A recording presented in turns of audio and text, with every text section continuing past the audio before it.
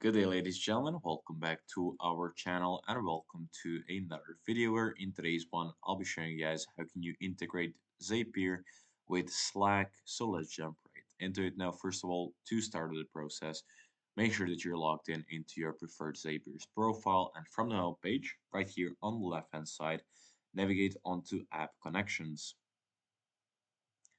Then there will be various connections to choose from. To add one, click on Add Connection, and searching for an app, you will search for Slack right here.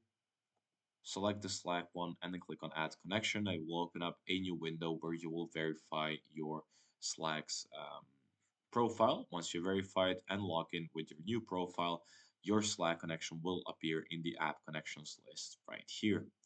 That's it for today. Thank you for watching this video. Essentially, you can do this for any app virtually. Thank you for watching this video again. Leave a like if you found it helpful. Subscribe to the channel, and I'll see you guys in the next one. Goodbye.